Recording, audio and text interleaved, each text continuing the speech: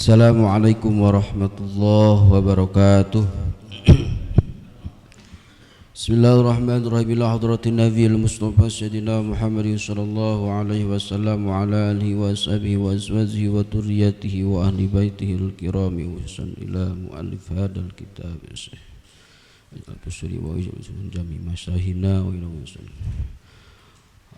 nas'aluka bismillah barakatuh bisyai'ulillahi lahumul fatihah.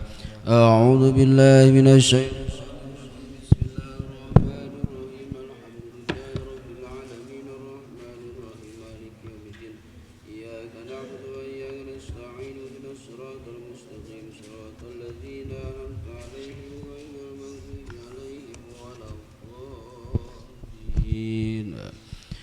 Bismillahirrahmanirrahim. Alhamdulillahi rabbil alamin wa bihi nasta'inu ala umuri dunya waddin wassalatu wassalamu ala sayyidil mursalin wa ala alihi wa sahbihi azmain. Amma ba'du. Qala Allah ta'ala fil Qur'anil Karim, a'udzu billahi minasyaitonir rajim. Bismillahirrahmanirrahim. Wa ma min dzabatin fil ardi illa 'ala Allahi rizquha. Shadaqallahul azim. Wallahu a'lam bimuradih. Hadirin jamaah rahimakumullah yang sama-sama dirahmati Allah Subhanahu wa taala. Di kesempatan pagi hari ini kita akan melanjutkan kitab Uspur yang mana di sini disebutkan dalam kitab ini beberapa hadis dan diselipi beberapa hikayat atau kisah nyata. Nah, baik untuk pagi hari ini kita akan bahas tentang satu hadis dari Mu'ad bin Jabal radhiyallahu anhu qala Rasulullah sallallahu alaihi wasallam, Kanjeng Nabi berkata, yaqulullah, Allah berkata. Berarti ini sifatnya adalah hadis qudsi. Allah Subhanahu wa taala berkata, ya ibnu Adam, istahyi minni inda ma'syiatika wa ana astahyi minka yaumal ardil akbar fala u'adzibuka. Kata Allah, hai anak Adam, malulah kepadaku ketika engkau berbuat maksiat, maka aku malu kepadamu pada hari dipintakan amal yang lebih besar. Hari apa itu? Yaitu di hari kiamat. Istahyi minka yaumal ardi, ya ibnu Adam, istahyi minni ilda maksyatika. Hei anak Adam, harus malulah ketika engkau maksiat. Wa ana astahi minka yaumal ardi al akbar. Dalam hadis ini hadirin, Allah Subhanahu wa taala berseru kepada hambanya bahwa kita harus punya rasa malu ketika melaksanakan maksiat. Artinya ketika maksiat kita harus malu, siapakah yang memberi rizki, siapakah yang memberi umur, siapakah yang memberikan kekuatan kepada kita. Ternyata Allah Subhanahu wa taala mengingatkan kepada kita, kita diberikan umur, diberikan kekuatan, diberikan sehat walafiat, ternyata umur kesehatan itu dipakai maksiat, kita mesti malu. Ini sudah menyalahi aturan. Nah, ketika kita sudah malu, ketika kita maksiat, ketika kita akan melakukan maksiat, ternyata kita lihat, oh ternyata Allah bersamaku. Dimanapun kita berada, Allah selalu bersama-sama. Kita akan merasakan malu seperti itu. Tekad ke dalam hati. Insya Allah ketika kita selalu menekadkan Allah itu selalu ada bersama kita, hadirin, niscaya kita akan jauh dari maksiat karena selalu mengingat Allah. Nah ini kita malu diberikan umur, diberikan kesehatan, ternyata dipakai maksiat, malu kita, ya Allah ya Rabbi ya Karim, nanti bakal ada pertanggungjawaban. Nah ini ketika kita sudah malu dengan maksiat kita kepada Allah, Kita malu bahwa Allah senantiasa melirik, selalu Allah memantau di setiap detik gerak-gerik kita, terus kita malu, maka nanti pun Allah tidak akan menyiksa kita di hari kiamat. Itu yang pertama. Yang kedua, kata Allah, ya ibnu Adam, tub ilayya ukrimka karamatal anbiya. Wahai anak Adam, bertaubatlah engkau kepadaku, tentu aku akan memuliakanmu laksana aku memuliakan para anbiya. Allah memerintahkan kita untuk selalu bertaubat. Ketika kita bertaubat, maka kita akan mendapatkan kemuliaan laksana kemuliaannya para nabi. Dua. Yang ketiga, ya ibnu Adam, la tuhawil qalbaka anni fa innaka in hawalta qalbaka anni uhidaka fala ansuruka. Yang ketiga, wahai anak Adam, janganlah kamu memalingkan hatimu dariku, karena jika kamu memalingkan hatimu dariku, maka aku akan menghinakanmu dan aku benar-benar tidak akan menolongmu. Wahai anak Adam, la tuhawil qalbaka anni, janganlah engkau memalingkan daripadaku, engkau jangan selingkuh daripadaku. Bahasanya seperti itu. Ketika engkau lupa terhadapku, maka nanti di hari kiamat aku tidak akan menolongmu. Seperti itulah garis besarnya. Janganlah kita kait-kaitkan apalagi amal perbuatan, apalagi amal bagus kita dengan mengait-ngaitkan selain Allah Subhanahu wa taala. Hadirin, niscaya Allah nanti tidak akan menolong kita di hari kiamat. Jadi setiap perkara yang kita pergunakan, setiap perkara yang kita laksanakan, terutama amal kebagusan, selalu dikaitkan untuk mencari ridho Allah. Niscaya Allah bakal menolong. Tapi sebaliknya, jikalau setiap amal perbuatan kita, amal kebagusan kita, amal kebaikan kita tanpa dibarengi dengan rasa cinta kepada Allah, niscaya nanti amalnya sia-sia. Dan yang lebih ngeri lagi, fala ansuruka, kata Allah, aku tidak akan menolongmu di hari kiamat. Yang selanjutnya, ya ibnu Adam, laulakitani yaumal qiyamah wa ma'aka hasanatun mislu ahli adi lam akbal minka hatta tusadiqoni biwa'di wa wa'idi.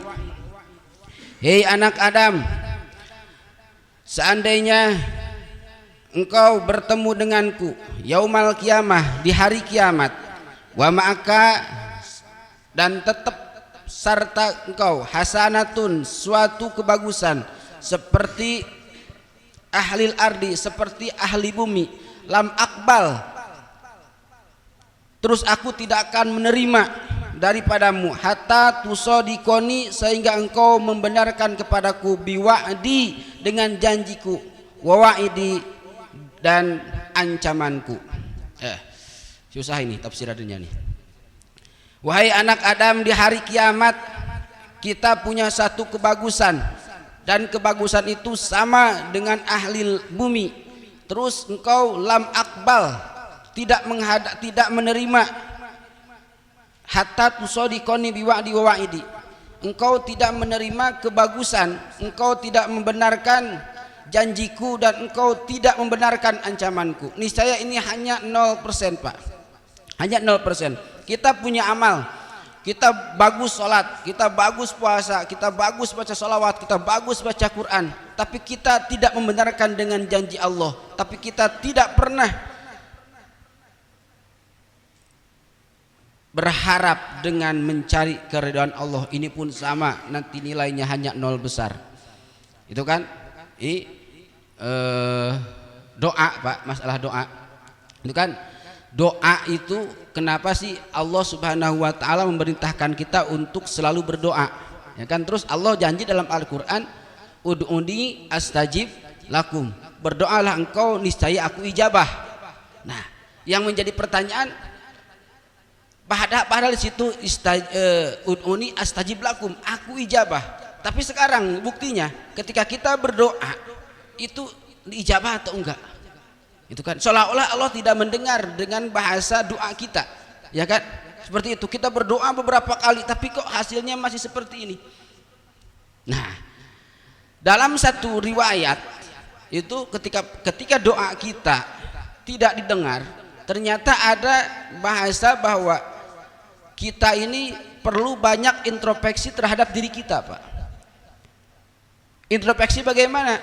Ketika doa tidak didengar, kembalikan lagi lah kepada diri kita. Karena janji Allah itu tidak mungkin Allah itu khianat. Dengan bahasanya ud'uni astajib lakum, pasti akan aku kabulkan. Lah buktinya mana? Nah ternyata yang salah itu bukan bahasa Allahnya dalam Al-Quran, tapi diri kita. Ada beberapa bagian yang memang salah satu doa itu tidak diangkat atau tidak didengar itu satu. Ini alasannya. Sebab doa tidak diangkat itu ketika kita mengakui bahwa Allah itu sebagai Tuhan, sebagai Robbi, tapi kita tidak pernah menjalankan perintahnya. Itu satu penyebabnya. Kita ngaku cinta kepada Allah, cinta terhadap perintah-perintah Allah, mengakui Allah sebagai Tuhan, terus perintahnya nggak kita jalankan, nggak kita laksanakan, terus kita berdoa, ini doa tertolak. Itu kan.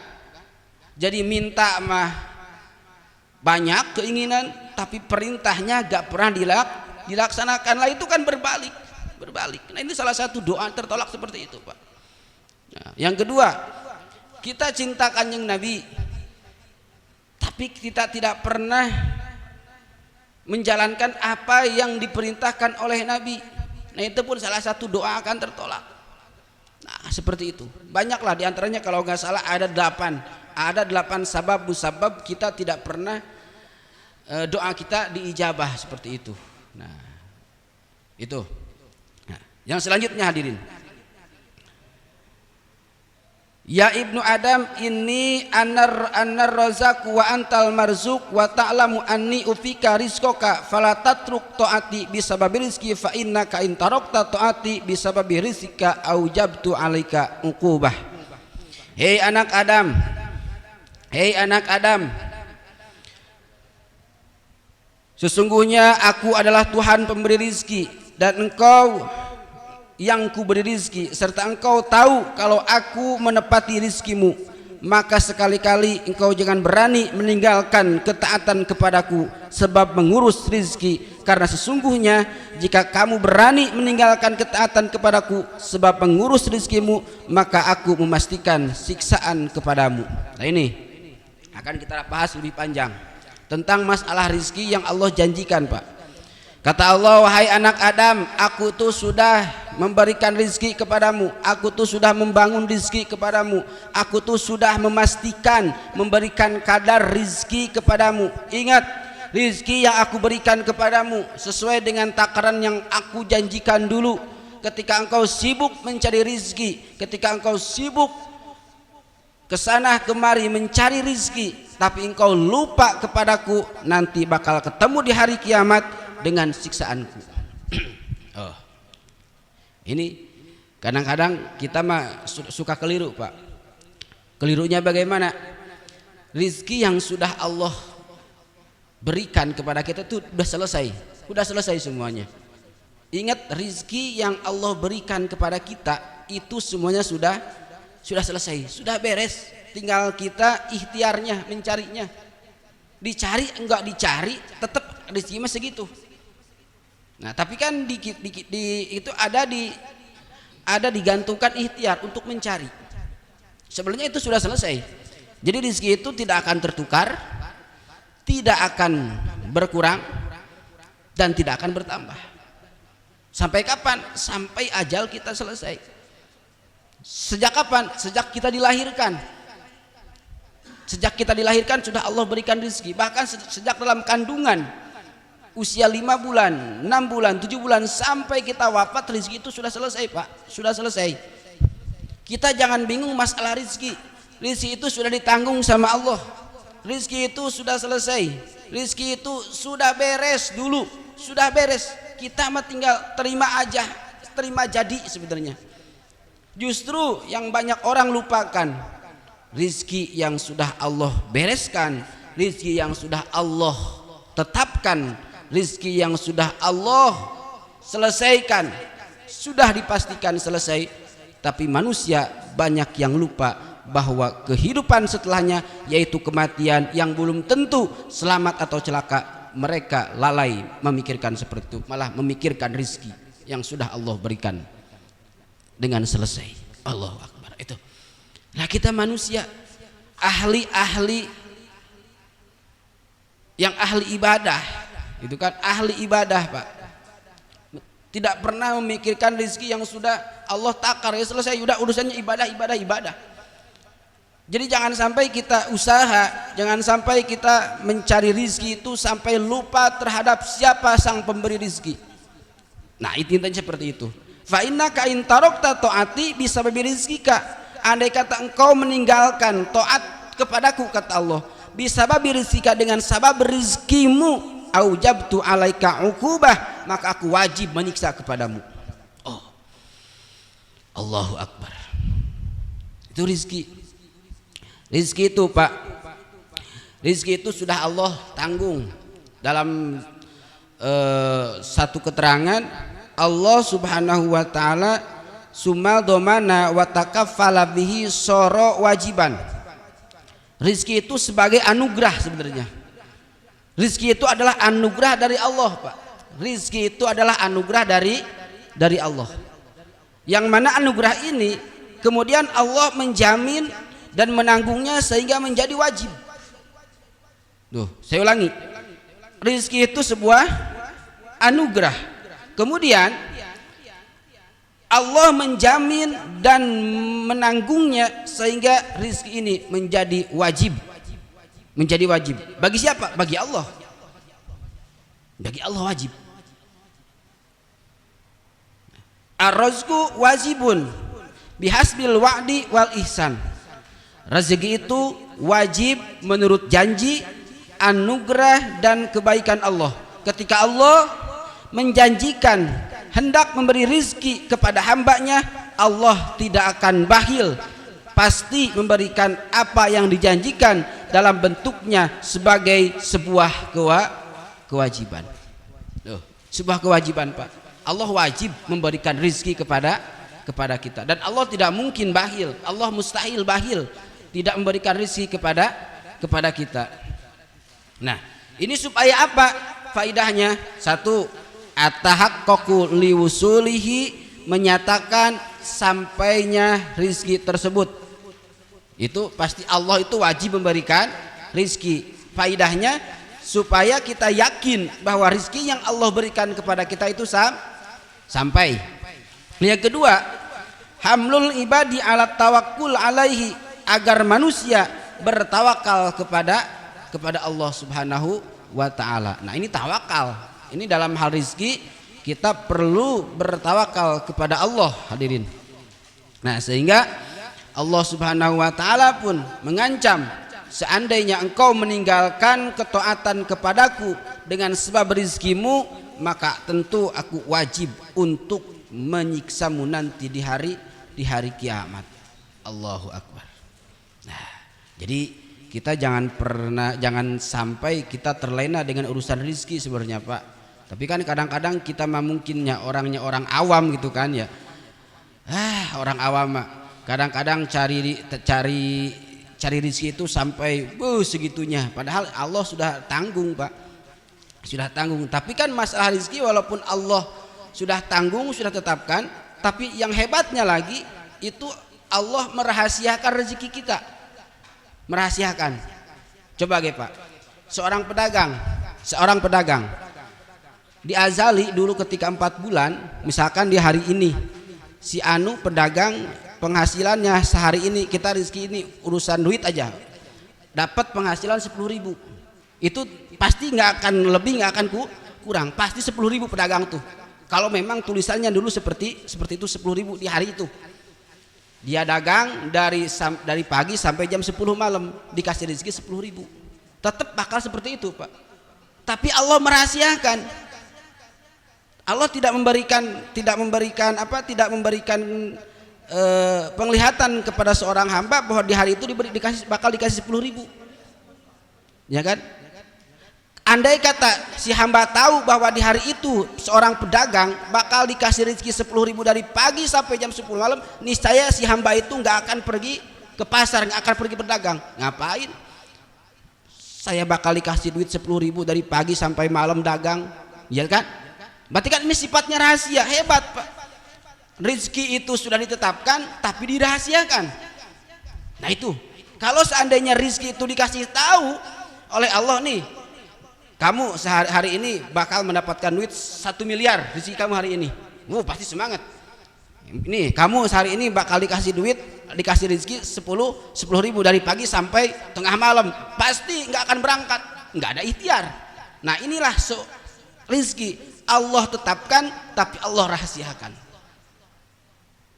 Laksana seperti umur Pak, umur itu kan nggak berkurang, nggak akan bertambah, tapi Allah rahasiakan supaya manusia bisa bersiap-siap menghadapi kematian. Rezeki pun sama, ketika rezeki ditetapkan tapi dirahasiakan supaya manusia berikhtiar mencari rezeki. Apapun hasilnya, berapapun nilainya, berapapun nominalnya, tetap kita harus bersyukur karena ini ketetapan rezeki yang sudah Allah pastikan dulu. Inilah rezekiku hari ini, seperti itu. Nah itu masalah rezeki.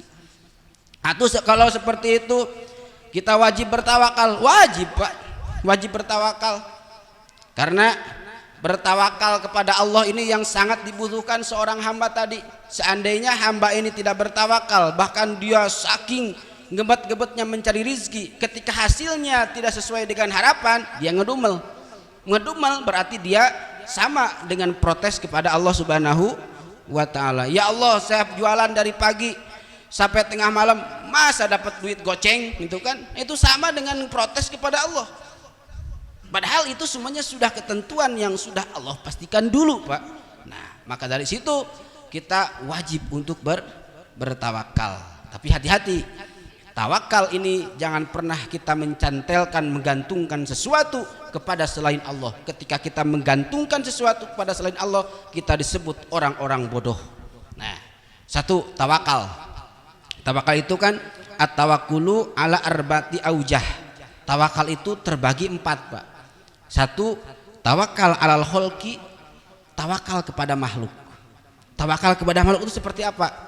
Nih, selama bapak saya masih kaya, saya tidak akan miskin. Tenang dong. Itu dia berharap menggantungkan sesuatu kepada makhluk.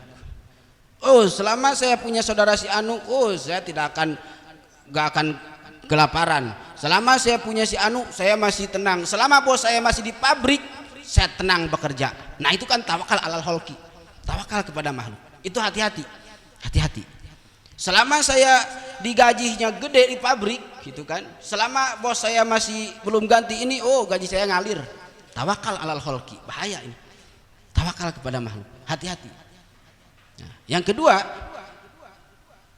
wa tawakkalu alal mal, kita bertawakal kepada harta. Tuh, harta saya, mobil masih banyak, rumah masih banyak, kontrakan masih banyak, sawah masih luas. Tenang, 7 turunan belum gak bakal habis. Tawakal alal mal, hati-hati. Makhluk tadi kita bergantung kepada makhluk, kita bergantung kepada harta. Suatu saat nanti Allah bakal mematikan seseorang. Ketika kita bertawakal kepada makhluk, bisa saja Allah matikan makhluk itu. Harta yang kita menjadi andalan, bisa saja sekejap harta Allah lenyapkan. Misalkan mohon maaf, ada gempa, ada bencana, mobil yang kita agung-agungkan, rumah yang kita bangun megah, terus kontrakan yang kita bangun, ketika Allah gempakan selesai sudah. Mana yang kita jadi andalan, ketika Allah sudah seperti itu, selesai semuanya habis, kita menjadi sengsara. Tawakal alal mal, ini bahaya. Nah yang ketiga, tawakal ala nafsi, bercemantel, bergantung terhadap diri sendiri. Hadirin, itu pun berbahaya. Selama saya masih kuat dan masih gagah pergi dari rumah menuju pabrik selama masih kuat, selama itu pula saya bisa mencari rezeki. Tawakal ala nafsi. Bahaya. Nah, ketika kita sudah sakit baru kerasa, oh ternyata tidak ada daya dan upaya. Kita bertawakal kepada nafsu, kita bertawakal kepada diri kita sendiri, ini sangat berbahaya. Tapi yang hebat adalah yang keempat, tawakal ala Rabbi, bertawakal kepada Allah Subhanahu wa ta'ala. Bagaimana? Hadis salasa, tawakal yang tiga, tawakal terhadap makhluk, tawakal terhadap harta, tawakal terhadap diri sendiri, tawakal jahilin. Inilah termasuk orang-orang yang bodoh. Bodoh, Pak. Dikatakan bodoh oleh ahli tasawuf ketika kita bertawakal kepada makhluk, bertawakal kepada harta, bertawakal kepada diri. Wal mutawakkilu ala rabbi yaqulu, lalu bagaimana caranya bertawakal kepada Allah? Nah, tawakal kepada Allah ini yang akan selamat itu la ubali asbahtu ghaniyan au fakiran fa inna ma'i rabbi yumsikuni kaifa syaa. La ubali, saya enggak peduli. Ini diterapkan dalam hati kita. La ubali asbahtu, saya enggak peduli mau jadi gonian, mau jadi orang kaya, au fakiron, atau menjadi orang fakir. Fa inna ma'i rabbi, sesungguhnya aku bersama Tuhanku, aku bersama Allah. Yumsikuni, Allah yang menjagaku. Kaipasha, ya terserah Allah. Mau dikasih kaya, mau dikasih miskin, mau dikasih sehat, mau dikasih sakit, kaipasha, terhadap gimana Allah saja. Gimana Allah saja. Mau kaya pemberian Allah, mau miskin pemberian Allah. Allah bersamaku selamanya. Kaipasha, ya terserah Allah. Mau dikayakan, mau dipakirkan, mau dimiskinkan, pokoknya terserah Allah. Tawakal ala Allah. Nah, tapi kalau sudah tawakal ala Allah, ini hebat. Nanti orang ini bakal berbahagia di dunia wal akhirah. Nah, begitupun masalah rizki, kita bertawakalah saja kepada Allah, Pak. Rizki itu sudah ada yang ngatur. Dulu Ibrahim bin Adham, hadirin. Ibrahim bin Adham, sebab musababnya beliau tobat kepada Allah. Itu kan Ibrahim bin Adham ini adalah seorang saudagar kaya raya. Seorang saudagar yang kaya raya. Bagaimana Ibrahim bin Adham? Ibrahim bin Adham suatu hari ila annahu kana yauma minal ayami kharaja ila said. Beliau berangkat dari rumahnya, fanazala manjilan wa basatos suprata liyakulu tu'am habainahum wa kadzalika ja'a ghurab. Keluar rumah, terus beliau ketika di luar rumah membuka sebuah kantong atau tas. Ternyata di tas itu ada sepotong roti. Begitu mau makan, wa akhoda minas supro hubjan bimangkorhi wa torofil hawa, datanglah burung gagak. Ini Ibrahim bin Adham pas buka plastik mau makan rotinya didatangin oleh burung gagak. Begitu burung gagak datang, diambil roti, fil hawa, burung gagak itu langsung terbang ke awang-awang. Atuh paat aja ba Ibrahim bin Dalika, Ibrahim bin Adham merasa kaget. Warokiba parasahu, dan dikejarlah oleh Ibrahim bin Adham gagak itu pakai kuda. Dikejar, kemana itu gagak yang mencuri rotinya, dicari, Pak. Terus diikutin. Nah, wadhaba ilahul fitoir, sampailah Ibrahim bin Adham hatta soidal ghurab ilal jabalin, sampailah itu burung gagak di tengah-tengah hutan dan naik di atas gunung.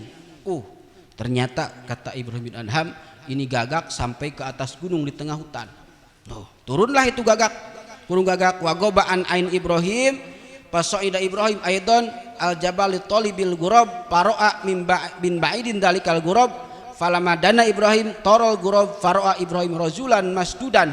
Pas begitu turun itu burung gagak, dilihatlah oleh Ibrahim bin Adham, ternyata burung gagak itu memberikan roti kepada seorang laki-laki yang ditawan di tengah hutan. Itu burung gagak turun ke bawah, terus roti yang tadi dia bawa itu dipatuk sama kepalanya, terus langsung disuapin pakai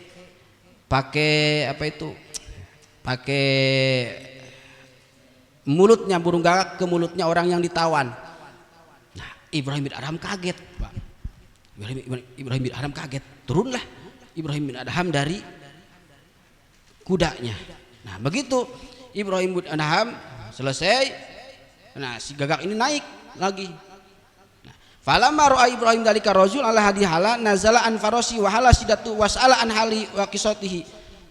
Faqala ar-rajulu ini kuntu tajiron. Nah, Ibrahim bin Adham nanya, "Kamu ini siapa?" Ke laki-laki yang ditawan tuh, yang dikasih makan oleh burung gagak tadi. Kata si laki-laki, "Ini kuntu tajiron. Saya ini adalah seorang pedagang, Pak. Seorang pedagang. Pak Hodani kuta utorik. Aku ini adalah korban pembegalan orang-orang yang jahat kepadaku. Mereka itu wahadu makana ma'i, mereka mengambil hartaku, wa qatuluni, dan mereka membegalku, wasaduni, dan mereka pun mengikatku, wa tarahuni, dan mereka pun melemparkanku ke sini, bihadil maudi wa sarali sab'atu ayam. Aku sudah berada di sini selama 7 hari, berarti 1 minggu. Ditawan, Pak. Ditidurin, diikat, ditawan. Sudah 7 hari. Lalu bagaimana engkau bisa hidup selama 7 hari jauh dari pelataran rumah penduduk, jauh dari mana-mana selama 7 hari engkau nggak bisa bergerak, tanganmu diikat. Kata laki-laki itu, kula yaumin yaji'u rabbil hubjin. Jangan salah, kata laki-laki itu, setiap hari datang kepadaku burung gagak bil hubji, dia membawa 1 bungkus roti kepadaku. Wa yajlisu ala sodri, burung gagak itu duduk ala sodri, di atas dadaku. Wa yuqassiru, dan burung gagak itu membubuhkan roti itu biman kirihi, dengan pematuknya, dengan dengan mulutnya. Wa yad'uhu fi fami, dan menyuapiku. Wa ma tarakanillahu ja'ian, sehingga Allah memberikan kekenyangan kepadaku, Allah tidak memberikan lapar kepadaku. Wa tilkal ayam parakiba. Nah, setelah itu Ibrahim bin Adham kaget, ternyata di hutan belantara ini orang tertawan, Allah masih memberikan rizki kepada orang yang secara zahir itu tidak mampu untuk mencari rizki. Nah, ini kan tawakal yang sangat hebat, Pak. Tawakal yang sangat hebat. Seorang tawanan, begal yang jauh dari mana-mana, tapi masih Allah berikan rizki melalui burung gagak tadi. 7 hari Allah tidak memberikan lapar kepadaku. Setiap hari burung gagak itu memberikan makanan kepadaku. Inilah kekuasaan Allah. Allah tidak akan pernah ingkar terhadap janjinya. Siapapun hamba yang Allah berikan rizki yang sudah tetapkan di azali, tentu tidak akan meleset. Inilah kisahnya, Ibrahim bin Adham bertemu. Nah, setelah itu bagaimana? Setelah Ibrahim bin Adham mendengar cerita daripada orang yang tawan ini, akhirnya Ibrahim bin Adham melepaskan tawanan. Terus Ibrahim bin Adham pergi ke Baitullah.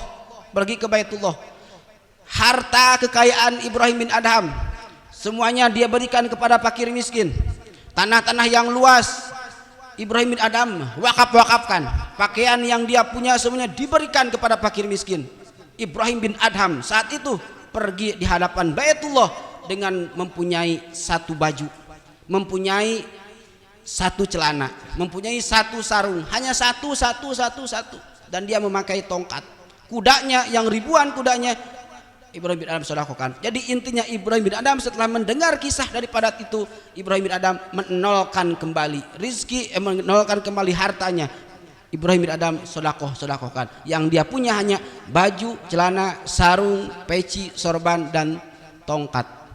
Dia berkeyakinan Allah sang pemberi rizki, aku bertawakal kepada Allah, niscaya Allah akan menaikkan derajatku. Itulah sebab musabab Ibrahim bin Adham menjadi ahli Allah, sebab rizki yang Allah berikan secara dohir itu tidak masuk akal. Allahu Akbar. Nah, terus bagaimana dengan tawakal kita kepada Allah, hadirin? Rizki itu kan sudah Allah tetapkan, ya kan? Perlu kita ikhtiar. Jangan sampai kita punya keyakinan, wah rizki mah sudah Allah tetapkan, mau dicari atau enggak tetap segitu. Iya betul. Tapi di satu sisi kita wajib ikhtiar. Kita jangan sama dengan orang yang pemikiran itu pemikiran qadariyah. Bagaimana orang pemikiran qadariyah? Ya orang pemikiran qadariyah ini kan salah satu ahli qadariyah itu celaka masuk neraka. Dia punya sangka dan punya keyakinan bahwa walaupun rizki, walaupun surga, ini bahasanya, itu sudah ditetapkan si anu ahli surga, si anu segini. Oke. Nah, dia punya keyakinan mau dicari atau enggak, mau ibadah atau enggak, ketika Allah sudah menetapkan aku masuk surga, ya masuk surga walaupun tidak sholat.